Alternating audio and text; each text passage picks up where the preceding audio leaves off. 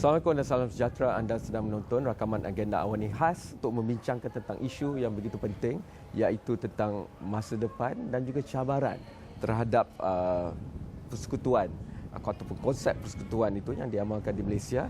Oleh itu saya ingin minta izin untuk berbicara dalam bahasa Inggeris. I would like to welcome Professor Dr. Andrew Harding, the Director for the Centre of Asian Studies, National University of Singapore. And as always, of course, it will always be delightful to have distinguished Professor Dr. Shamsul Amri, the Founding Director, Institute of Ethnic Studies of kita. There was a round table before this discussion about Malaysia Federation current challenges and future prospects. I've heard the constitution part, the legal aspect and everything like that. But I would like to go, before we go to that part, go to distinguished Professor Dr. Shamsul Amri, because he always gives us this layman understanding of what is all this about. And interestingly, at this round table, you know, we've been talking about 50 years of Malaysia, but now you might have to go back in this country all the way back to 1773 and look at Negeri Sembilan, where distinguished professor comes from, and the relation to the concept of federalism maybe.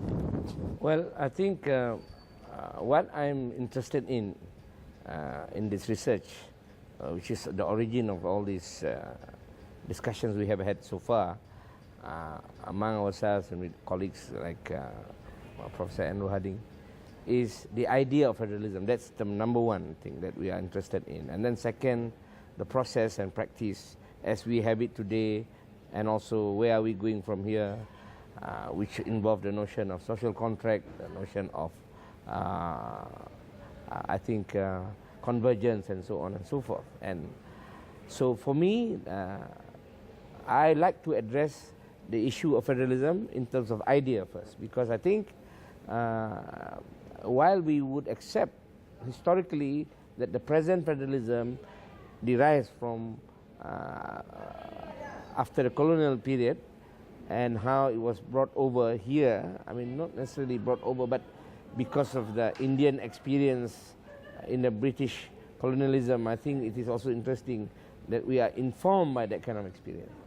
So what I'm arguing is, yes, this is true, and now we are all enveloped and embracing this. But I'm also arguing that before that, there was this federalism, quote unquote, prototype or whatever you want to call it, that existed in one of the states in what we now know as Federation of Malaysia, is Negeri Sembilan.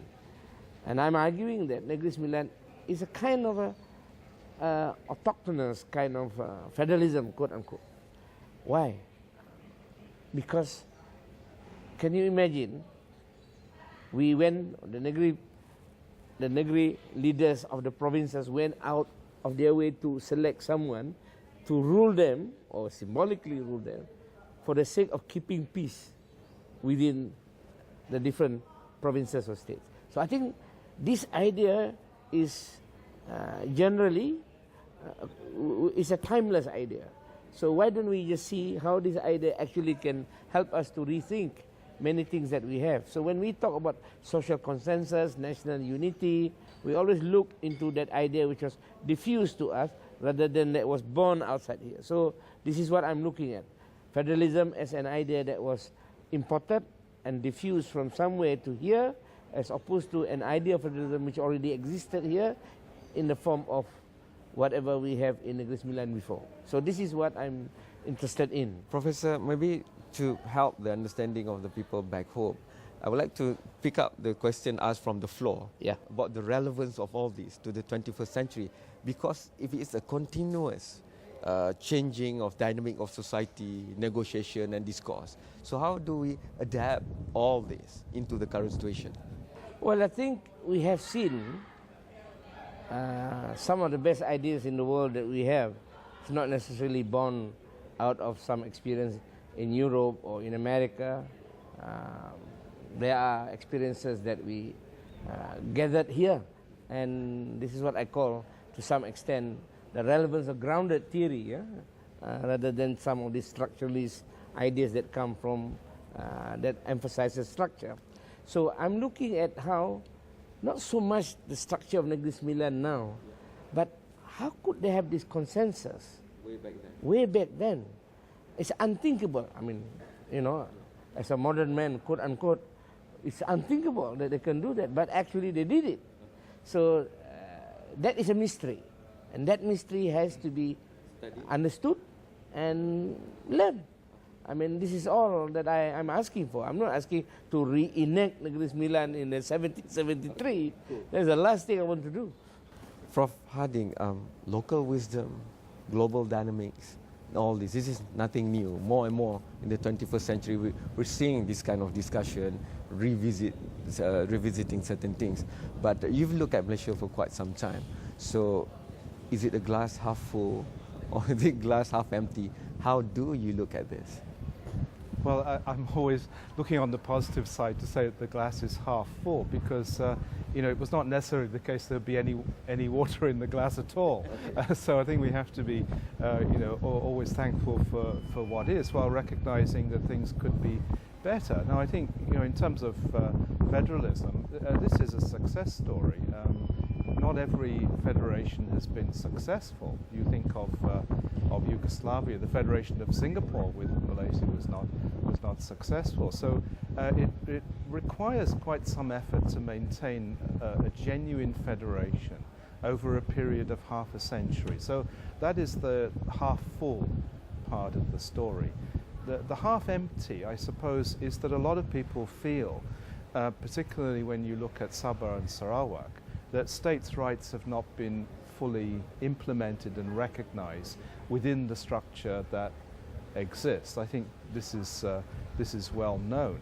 Within the Federation of Malaya, probably less so, although maybe some people in Kelantan still feel a kind of a separatism from the rest of the country. So it really is an issue for Sabah and Sarawak, and obviously some of these issues like the citizenship and illegal migrants are being looked into and investigated at the moment. So there is recognition that there are concerns that have to be addressed. But I think this makes my point that a federal structure is not something you just place it there and then it's self-executing. It has to be nurtured, it has to be looked after. You have to find ways of moderating when there are difficulties and disputes.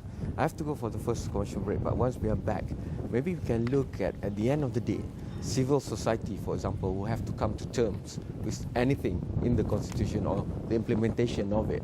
But more and more now, we're hearing concepts like social contract have to be relooked, and a new negotiation, a new discourse must happen. So how do we put that in the context of this discussion on federalism for Malaysia? We'll discuss after this short break.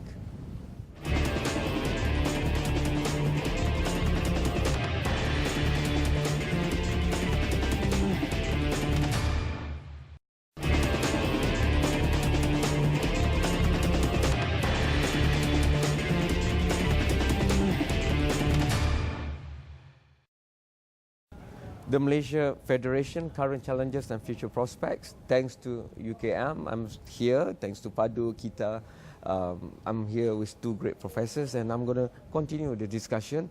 We know after the general election, there's always discussion on Sabah and Sarawak vis-a-vis Peninsular Malaysia. But at the same time, we're looking back at the ethnic relations and stuff. But recently, YB Kari Jamaluddin was quoted in the press as thinking that there should be a new discourse on social contract. What we have now, the dynamics we have now, is very different from where the founding fathers of Malaysia was looking at before. So how do you put the discussion, the idea of federalism, and these kind of new voices coming out in society? Where do we start, and how do we look or relook at the concept of federalism? Well, I wouldn't look at federalism at all, no social contract. I'm looking at what is our notion of nation? Because I think since Mahathir announced that we are looking at Vision 2020, United Malaysian Nation in 2020, he has declared one very simple thing that has helped me to understand a lot of things in Malaysia. We have a state, we have no nation. So Malaysia is a state without a nation. And he proposed, he financed, he promoted a particular form of nation that he wanted. And so did Lee Kuan Yew with his Malaysia. And I can imagine the proliferation of this notion of Malaysian nation that everyone wants to conjure. and this is what you are looking at. The rethinking about the social contract is about what if we change this to suit this form of nation that we have. And that's why people, at the popular level, people are thinking, why should I call me a Chinese Indian? Why don't you call me a Malaysian? So this on my IC. So it is interesting for me. This is more of debate, not about federalism, but more a debate of our national identity, because we are still yet to create that. And Najib has been fiddling with one Malaysia, national reconciliation. What does it mean?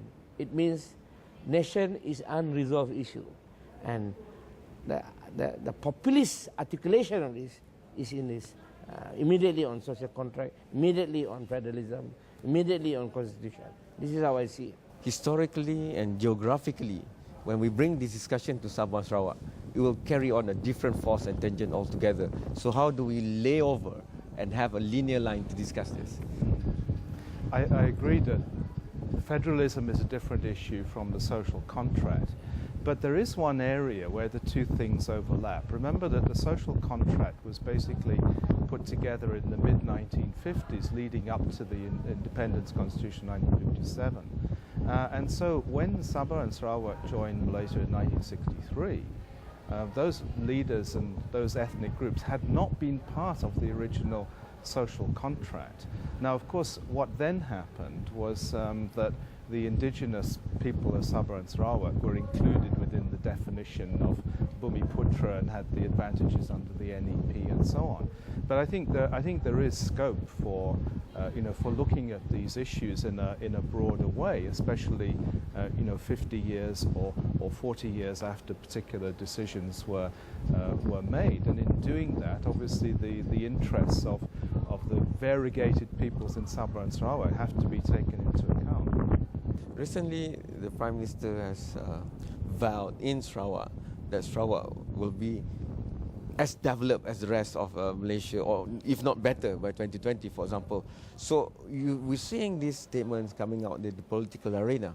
However, at the civil society level, with the concept like kesepaduan social cohesion that you're looking at, stable tension and otherwise, it's not as easy to go down on the ground at the grassroots level and really have a discourse on this, or do you feel that it's the other way around? Well, I think the most important part is the Prime Minister and whoever his advisors are must be very clear what he wants. Because as far as I'm concerned, I'm not clear what he wants. He keeps introducing new terms, confuses people. At first it was one Malaysia, and now we have endless opportunities or pointless opportunities. I'm not quite sure which one we are promoting. And I think he has to be very clear. So people are reading not only a signal which is not clear, but a number of different signals. For example, we must go back to that nation in Yes, Malaysia thing. Exactly. We have to be very clear. If I were in his position, I would say, how far actually this notion of united Malaysian nation, promoted by Mahathir, with all the 9 characteristics that he wants to merge so that the nation could be formed, is really workable. And I think if that is the debate, then people are more knowledgeable. And focus. And focus, because everybody knows Wawasan 2020, everyone knows Bangsa Malaysia. So I think, why don't we engage people at the grassroots level to something that they already know? So I think introducing new terms and concepts may help some people to advance materially, having had this opportunity to be the PRO of all this exercise, but it doesn't advance the people's interest. Fundamentally down on the ground. It doesn't. I have to go for the last commercial break, but once we are back, I'm going to tap into Professor Harding's wide reading of the world. And you've seen positive things about Malaysia and how it's moving forward. But you do acknowledge in your presentation that at the end of the day, this is a continuous thing, and there are real fears of dissatisfaction, even if you look at Sabah, Sarawak versus Peninsula. But within Peninsula itself also, if you look back at ethnic-based discussion. But what's one thing that we can learn from outside Malaysia? I know Prof. Samsuri started with a state in Malaysia, but right now looking out, because there's more than 1 million Malaysians working overseas, for example, and they will bring in outside ideas back to this country. So that we'll discuss after this short break.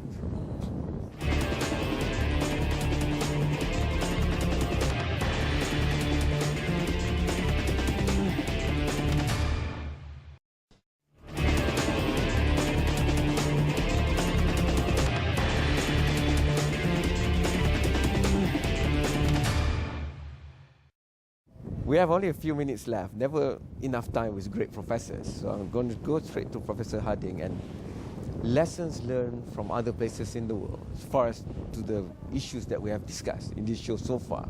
You know, there's geographical differences in Malaysia, there's ethnic differences, religious differences, but the concept of the Federation of Malaysia has worked well to an extent so far.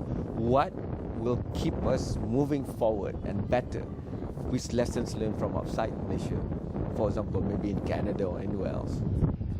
That's a very broad question. Generations of Malaysians, especially students, have spent long periods of time abroad and have brought back all sorts of ideas. They're also confronted with their identity. When they arrive in another country, who are they? What does it mean to be both Malaysian and Chinese at the same time, for example? So I think they're very sensitized to these things. But you know, there's also a lot of things that Malaysia can teach the rest of the world as well as learn from it. And you know, I think that the methods of kind of respect for different groups and cultural and religious difference and so on is something that can be taught. And in many Western countries are only starting to engage with issues that are very well experienced in this country. But I would say if there's one thing that is really important, it is the concept of citizenship, what it means to be the citizenship of a country, to have rights within that country, to vote and to have freedom of expression, to engage in the political process. This is what they see happening in other countries, and that's a big thing that they are bringing back. I think you can see this happening all the time, and I think this is a good development for the country, because it forces people to think about what is it we have in common as well as what are the things we disagree about. But in order for that to happen, some groups' memory go back longer than some others. Like if I take one of the terms in your presentation, historical particularism, for example.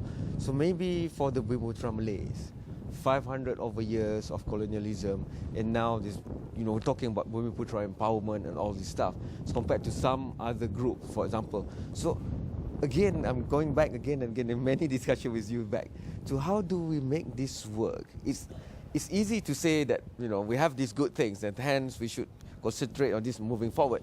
But there are real deep divisions, and as proven by the recently announced measure to empower Bumi economic empowerment, if the Bumiputra, for example, are now moving into the urban areas, 68% of Bumiputra are living in, 68% of Malaysians are living in urban areas. But real issues of housing and where they live, the economic mind is not as well as others, so they have difficulties just adapting to daily life, for example. So the discourse will happen in these kind of divisions of stability. I will not answer that question. I'll give you another question that I will answer. Okay. The royalty is supposed to promote religion and culture. In Sudan, it's Islam.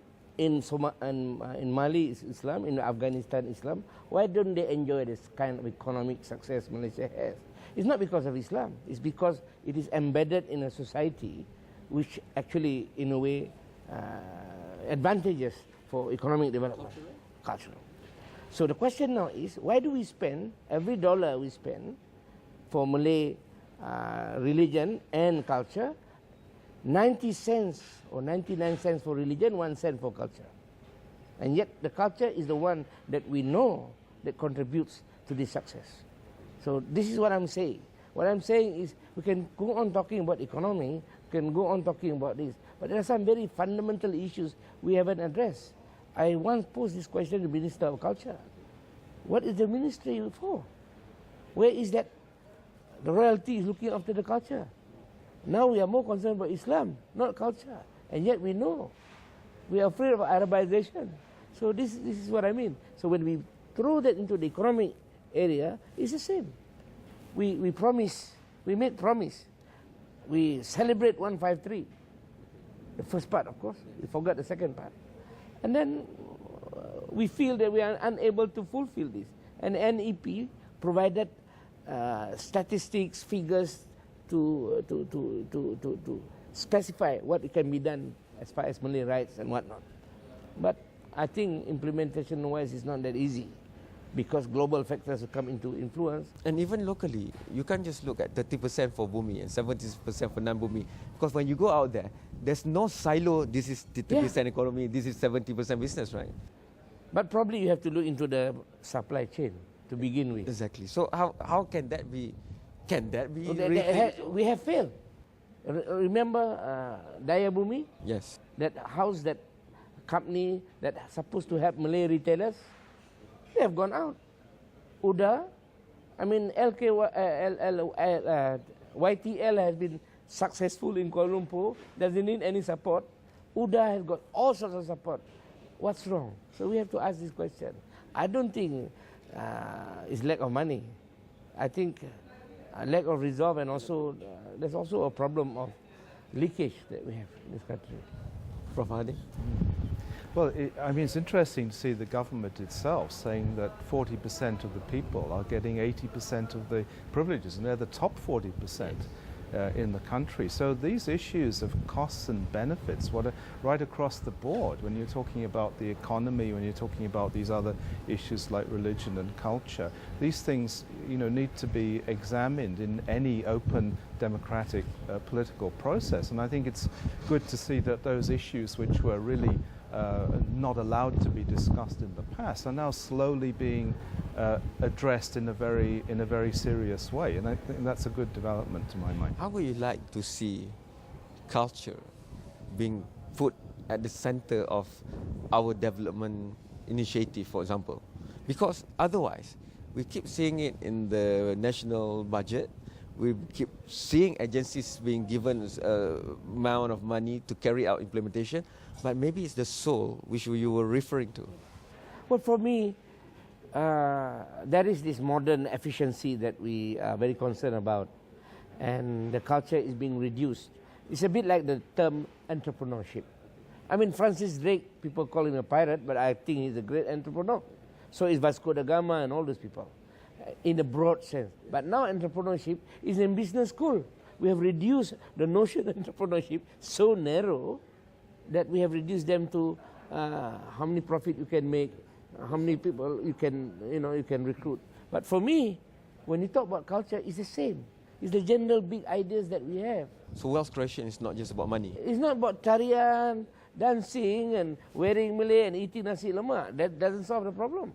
You have to start thinking beyond that. Like, for example, if all the hikayat is understood, not as genealogy, but more like stories of many things, including medicine, sexuality, and what have you, herbal medicine. But hikayat is seen as legend. It's not real. So we have to change that. I think Orientalism is too deep for us to change. I think this is basically our challenge. And it's too big to finish this discussion in just half an hour. So we will agree to suspend this discussion, and whenever we have the opportunity to sit these two professors together again, we will do that. Thank you so much, distinguished professor. Thank you so much, professor. Thanks to you for watching. Terima kasih banyak. Hantarkan pandangan anda sendiri, ada Facebook, Instagram, Twitter, siaran YouTube Awani, dan teruskan pergi ke astroawani.com ataupun terus saja ada aplikasi iOS dan Android untuk Astro Awani. Sekian, selamat malam dan jumpa lagi. Thank you so much.